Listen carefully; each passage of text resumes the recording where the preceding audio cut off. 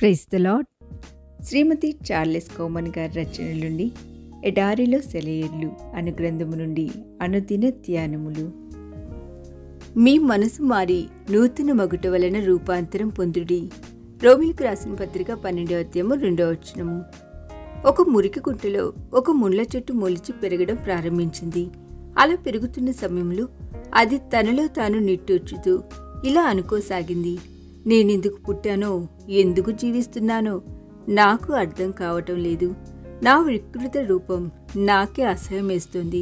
10 మంది అసహించుకునే ఒక ముళ్ళ చెట్టుగా నేనెందుకు పుట్టాను?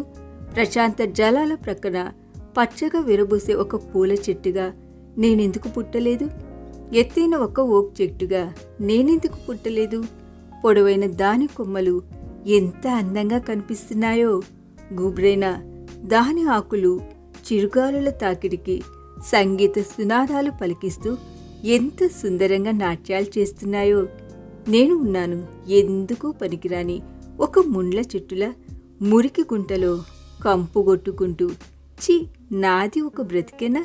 అలా ఆ ముండ్ల చుట్టూ నిరాశగా నిట్టూర్పులు విడుస్తున్న సమయంలో ఒక తోటమాలి వచ్చి దానిని వేర్లతో సహా తవ్వడం ప్రారంభించాడు. అప్పుడు ఆ ముండ్ల చుట్టూ ఆశ్చర్యంగా అతడి వైపు చూస్తూ ఇలా అనుకుంది, ఇతడేం చేస్తున్నాడు? నన్నేం చేయాలని ఇతడు వేర్లతో సహా తవ్వుతున్నాడు? ముండ్లతో నిండుకున్న నేను ఇతడికి ఎందుకు పనికొస్తానని? ఇతడికి నా గురించి తెలియనట్లుంది. ఇతడొక పిచ్చోడు. కాకపోతే నాలో ఏ మంచి ఉందని ఇతడు నన్ను తీసుకెళ్తున్నాడు. అప్పుడు ఆ తోటమాలి నవ్వుతూ దానితో ఇలా అన్నాడు, నీలో ఏ మంచి లేకపోవచ్చు, కానీ ఏదో కొంత మంచిని నీలో తప్పక తీసుకురాగలను. చూద్దాం ఏం జరుగుతుందో. ఆ తర్వాత ఆ తోటమాలి ఆ ముండ్ల చెట్టును తీసుకువెళ్ళి తన పూతోటలోని పూల చెట్ల ప్రక్కన నాటాడు. అప్పుడు ఆ ముండ్ల చెట్టు మునుపటి కంటే ఎక్కువగా చింతించసాగింది. నా మునుపటి బ్రతికే బాగుండేది. మురికి కుంటలో ఉన్నప్పుడు ఎవరూ నా వైపు చూసేవాళ్ళు కాదు. ఇప్పుడు పరిమళాలు వెదజల్లే అందమైన పూల చెట్ల మధ్యన కురీపినైన నేను నివసించడం ఎంత సిగ్గుకరం! చీచి, నా జీవితం మునుపటి కంటే అవమానకరంగా మారిపోయింది.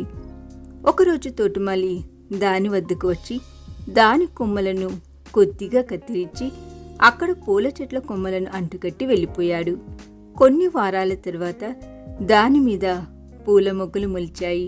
ఆ తర్వాత కొన్ని రోజులకు దానిపైన రంగురంగుల అందమైన పూలు వికసించి పరిమళాలను వెదజల్లడం ప్రారంభించాయి. ఆహా, ఎంత మార్పు!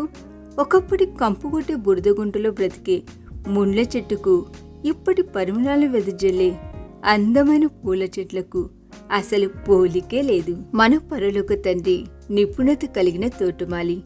అసేకరమైన మన మానవ స్వభావాలని ఆయనకు తెలుసు. మనల్ని ఆవరించి ఉన్న రాకాసి ముళ్లతో మనమెంత వికృతంగా కనిపిస్తున్నామో కూడా ఆయనకు తెలుసు. అలాంటి కురూపులమైన మనల్ని పరిమళాలు వెదజల్లే సౌందర్యవంతమైన వ్యక్తులుగా ఎలా మార్చాలో కూడా ఆయనకు తెలుసు. మనల్ని మనం ఆయనకు పూర్తిగా సమర్పించుకున్నప్పుడు, మన కొమ్మల్ని కత్తిరించేందుకు ఆయనను మనం అనుమతించినప్పుడు పరిమళాలను వెదజల్లే సుందర స్వరూపులుగా ఆయన మనల్ని తయారు చేస్తాడు. మన విషయంలో ఆయన ఏం చేయాలనుకుంటున్నాడో ఆయనకే తెలుసు.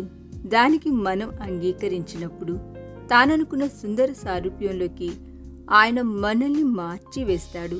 అప్పుడు ముండ్ల చెట్లమైన మనం పరిమళాలు వెదజల్లే అందమైన పూల చెట్లుగా మారిపోతాం.